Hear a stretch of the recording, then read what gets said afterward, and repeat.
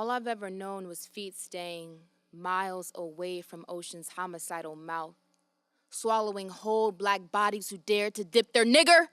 Don't go trying to escape in the water or you'll be corpse dusted, baby. Don't go swimming in the water or you will become the water.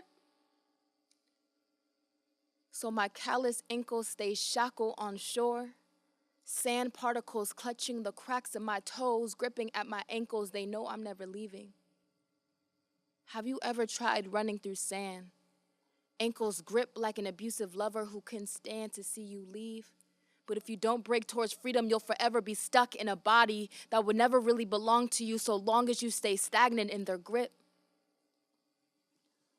All I've ever known was standing stuck stagnant. Reflective gazes in oceans, not recognizing myself. These legs, all battered, beaten, sand flea bitten, this body, all dressed in sundresses, cut knee-high, me, all disguising myself in an identity I hardly identified with. I look like woman would most days, but I know I am no woman most days. All I've ever known was bones shaking at the sight of the fluid. Fear incited on the thought of becoming fluid, of being an agentic ocean moving between all shores. All I've ever known was not knowing how to float in a body that is flooding on the inside, not knowing how to breathe when water starts leaking uncontrollably out my eyelids at the mere reflection of myself, choking on what feels like the Atlantic rising up in my chest, and I too am afraid of all this fluid inside of me. Do you ever feel genderless some days?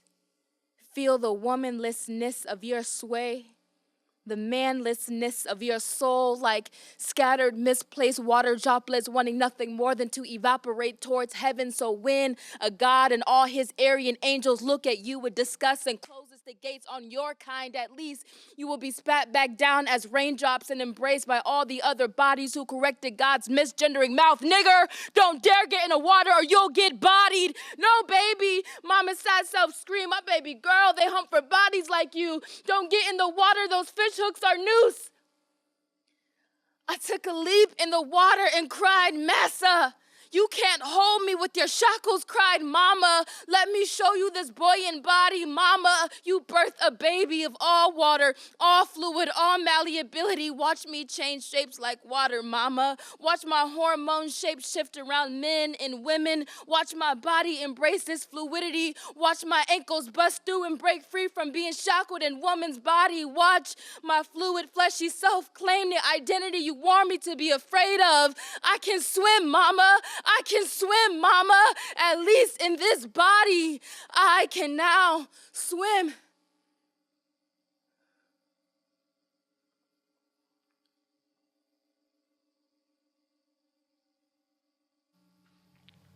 Hello everyone, welcome back to another episode of Under SF Curiosity. I'm Sam. And I'm Becca.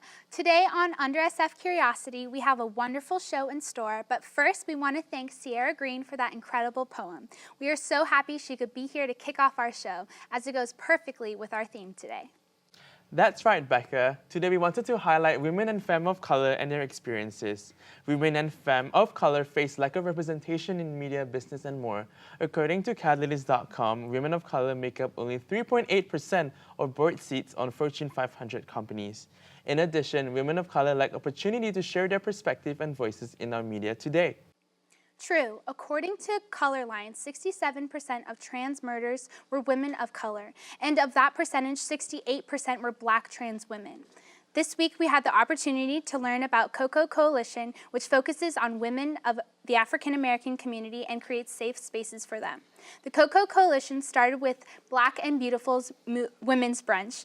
By the end of last year, the Black and Beautiful's Women's Brunch reached over 200 women, 6 cities, 4 states, and 2 countries. Since then, they have only grown larger. Sam, I know you visited the organization. How was that? I thought it was wonderful. I had the opportunity to chat with Jasmine Thompson. She's a Bay Area native who hopes on changing the educational landscape in a community. Let's take a look.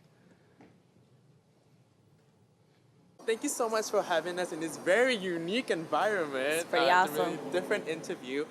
Tell me your name and what do you do in this organization? Awesome. Thank you for having me. My name is Jasmine Thompson. I am one of the co-founders for Cocoa Coalition. I have a couple roles with the organization. Internally, I'm the brand strategist. And then externally, when we do our Black and Beautiful Women brunches, I am a reproductive health advocate, and I get to talk to women about their reproductive health and ways that they can advocate for themselves and heal themselves. So kind of twofold, an internal and external role. Nice. What is the aim of Cocoa Coalition? Like, what do you want to spread the word to people of San Francisco?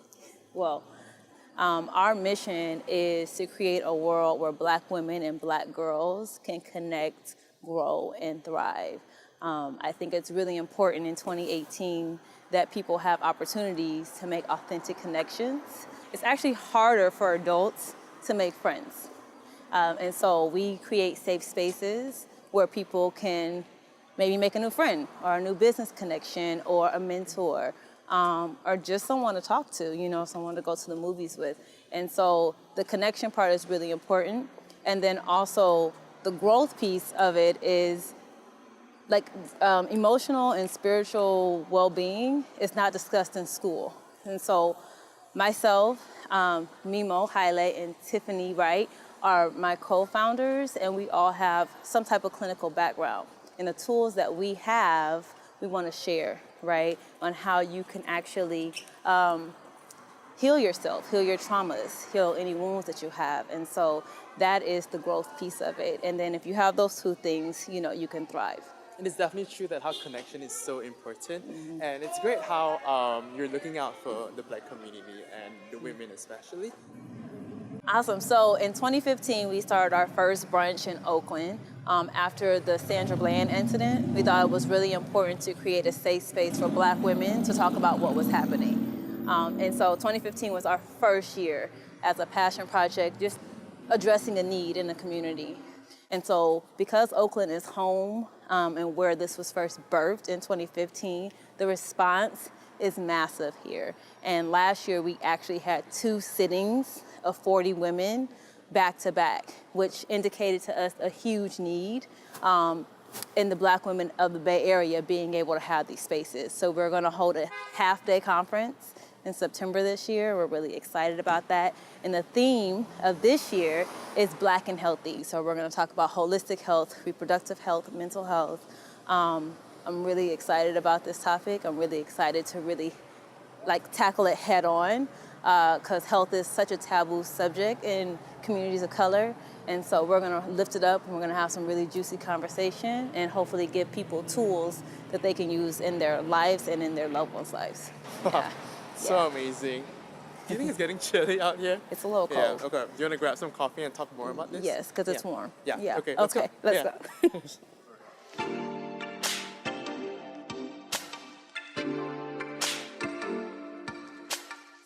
How do you get involved with this organization?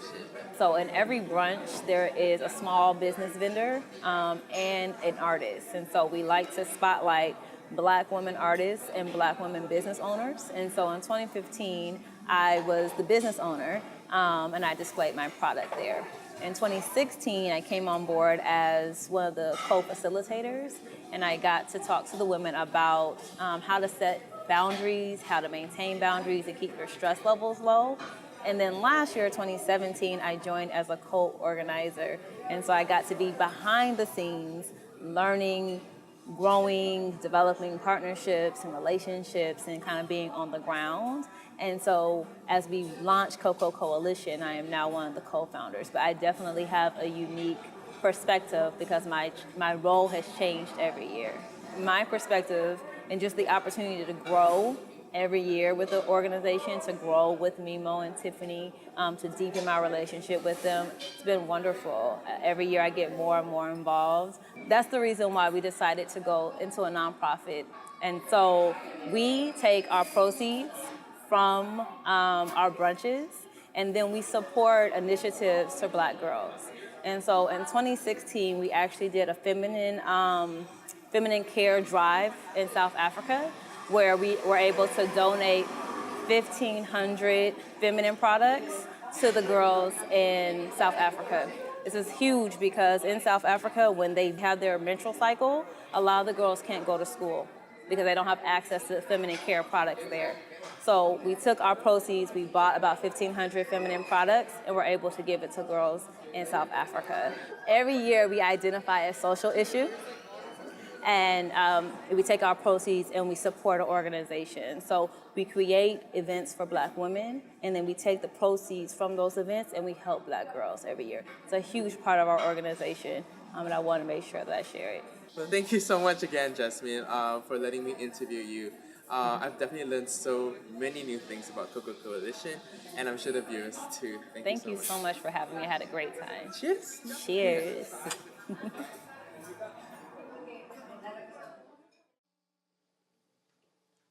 Wow, what a wonderful organization. It's amazing to see the work that they do and the benefits it has within their community. Also, being able to interview Jasmine, which was so amazing, and seeing how much she cares about the organization, both on and off camera, it was evident how passionate she was about her work and the people she helps.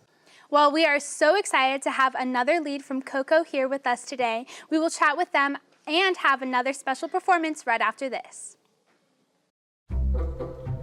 They call me Maxie, but I prefer tripod. I was your above-average four-legged homie, and then wham, bam, minivan. Some people pity me. Now that's lame. I still run, fetch, and swim. And the ladies love me. I'm the ultimate wingman. Just don't ask me to high five.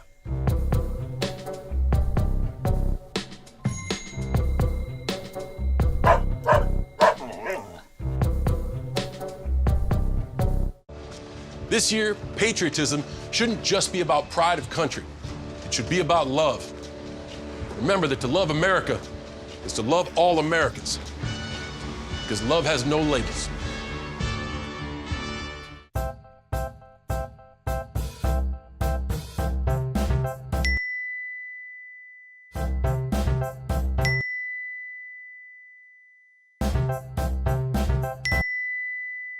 Planning the right amount of food is hard. The Guestimator makes it easy. Just tell it who's coming and what's for dinner. Then it tells you how much to make. And yes, it even plans for leftovers. Try it at SaveTheFood.com. This is the moment I knew. His future had no boundaries. There are some moments only the forest can inspire. Find yours at discovertheforest.org. Maria, so how's work? It was fourth period biology. Our students just weren't getting how easily viruses spread. So Miss Bell and I had them role play a zombie virus outbreak. By the time they had all learned the lesson, all the living were dead. Hey, how's your job going? That big sales meeting I planned? Next year, I might get to go. Cool.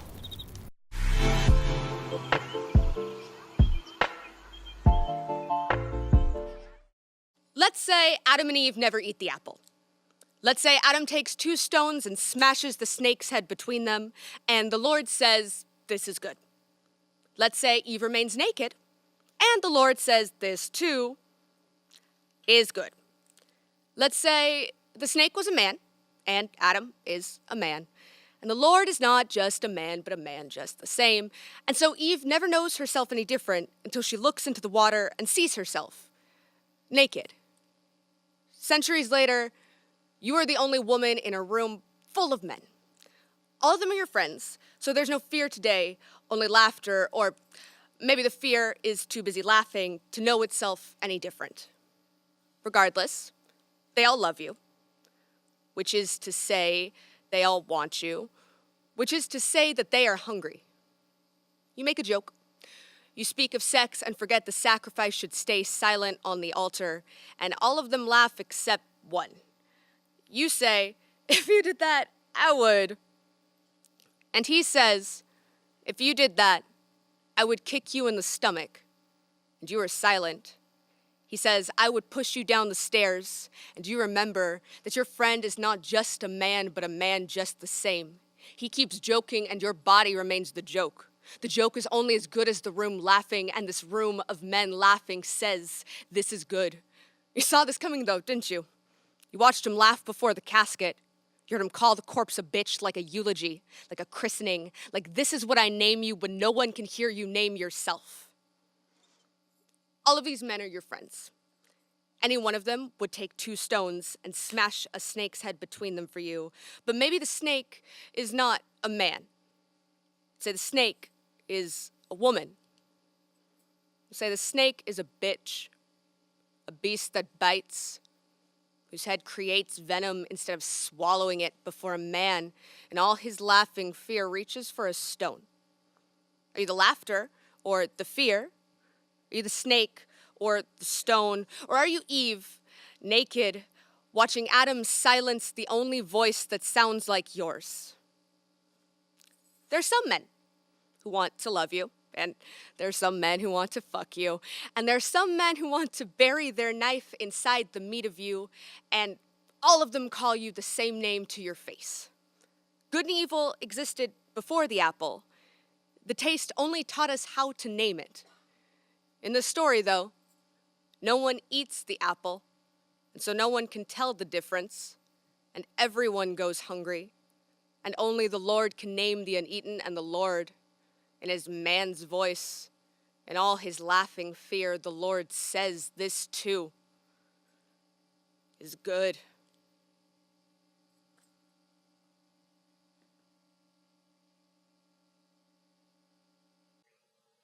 Welcome back to Under SF. That was the wonderful Jazz Sufi, a National Poetry Slam finalist and the Slam Master of the Berkeley Slam. You can see more of her work in Pink, Dialogist, and The Offing. Be on the lookout for those releases. So a big thank you to Jazz once again. As we mentioned earlier, our organization in focus today is the Cocoa Coalition. We are thrilled to have another lead here in studio with us. Mimo Haile is the co-founder of Black and Beautiful Women's Brunch. We are so happy to have her joining us today. Thanks for being here. Thank you for having me. So let's get started by talking about how did you get involved in Cocoa Coalition? Sure. So Cocoa Coalition started in actually this year, and we founded it based on the Black and Beautiful Women's Brunch that we've had for many years. Wow. And that's how I'm involved. That's great. Thank you. It's wonderful to like create that space, Yeah. a safe space for women. Yeah. That's so great. So, Absolutely. so Black and Beautiful Women's Brunch is connected to Cocoa Coalition. Can you talk about how they relate?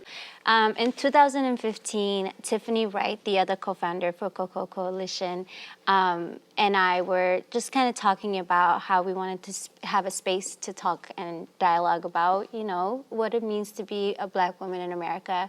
And we didn't have that space as much. And being an Ethiopian American, I didn't have that space as well. And so we were like, let's just put on a brunch event and see where it takes us and talk about all the different things that are happening, including the killing of Sandra Bland at that time. And then we put on this event. It sold out in Oakland, and it kind of grew to Oakland and LA the following year, and then it went to 6 different cities the following year. So last year we went to 5 different cities in America and the US, and then we went one international to South Africa. And then we were like, okay, we want to create another thing to house the brunch so that it can grow and that we can make money off of it and give back. And so we created the Cocoa Coalition, which launched about 2 weeks ago, actually. And it's a 501c3 and helping us to kind of make money so that we can give back to young Black girls. Yeah. So it's brand new. That's Brand so new. exciting. Yes, it is. And that's so wonderful that you are just gathering all these communities to like work together and thrive. That's Absolutely. through all those cities. That's Yeah, wonderful. yeah, it's pretty cool. So what are some positive changes that you've seen come from this organization? It's twofold. One being that as a co-founder, I'm learning a lot what it means to be a woman of African diaspora in America. I came here about 20 years ago from Ethiopia, so my experience as a Black woman in America is very different than a person who's been here and has had generations of Black women in America, right? And so it's just teaching me those 2 different levels of identities and how they intersect, which is really beautiful and amazing.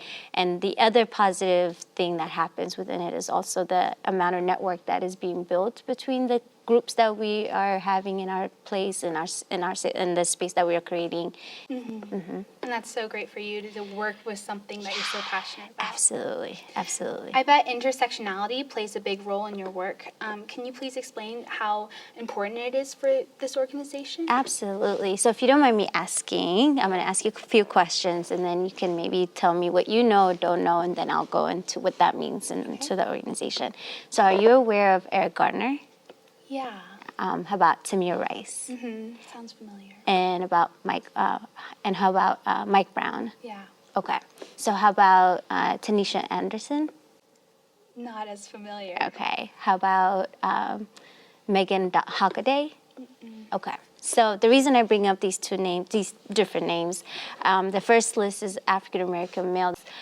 The other two ladies or three ladies that I mentioned are also affected by police violence, but you don't really hear about them. And this is where intersectionality meets, right? There is two levels to discrimination for African women or African American women in America, is that they are women and then they also have a race factor to it. And so what our hope is to really make the space that we create a place for women of the African diaspora to communicate and be able to be seen, to be heard, and we're hoping that it grows into something bigger. Yeah, Absolutely. and I mean, the good that you're doing for all those people, I'm sure they all, appreciate all that hard work. Thank you, thank you. So what other benefits would you like to see come from Coco Coalition?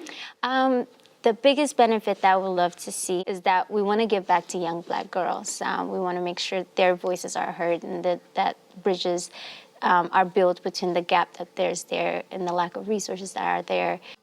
We hope that when we do events that are out there, we hope that folks can help us volunteer, get the word out. I know there's social media and there's a big,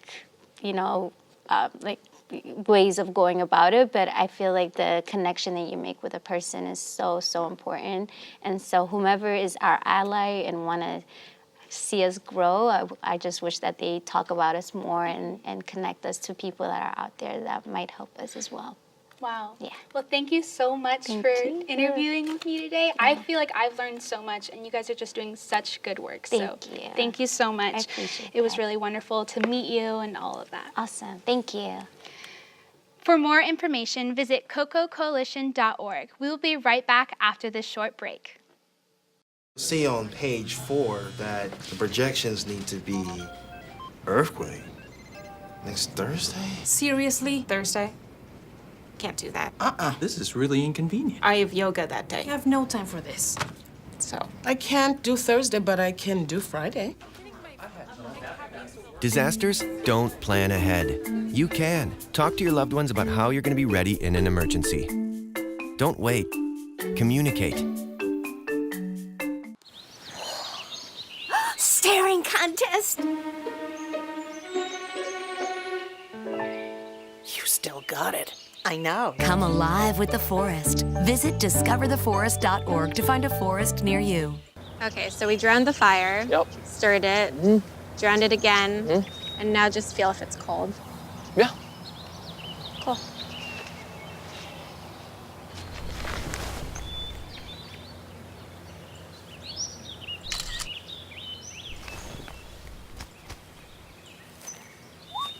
Smokey just gave me a bear hug. I know. I already posted it. Most party fouls are pretty dumb. But if you decide to drink and drive underage, you could lose your license and your freedom. Underage drinking and driving, the ultimate party foul.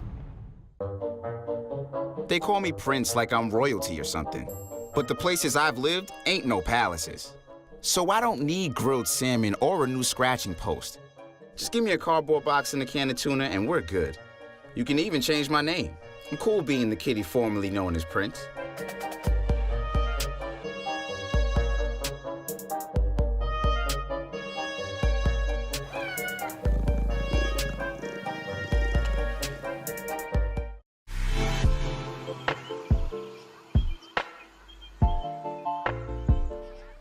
Welcome back, everyone. We've learned so much about women and femme of color. What an incredible opportunity to hear from community members themselves. Well, Sam, we still have one more performance today, but first, what stood out to you the most from today's episode? Well, I've never realized how impactful a spoken word performance can be. What about you, Becca? I agree. It's so cool to see that kind of power that it has. I also love speaking with Mimo and hearing about her experience and ways for us to help that community. Nice. I am so glad that we had this opportunity, though. And next week, our curiosity-filled adventure continues as we visit Sunday Streets. Sunday Streets is an organization that sets up temporary open spaces for families to enjoy. We're excited to highlight them next week. Me too. But today we have one more guest. Our next performer, Ablo, is a first-generation Colombian and Mexican poet and storyteller. They've had work published in the Huffington Post and oldest Latinx poetry and literary archive, La Bloga. We'll see you all next week. Take it away, Ablo.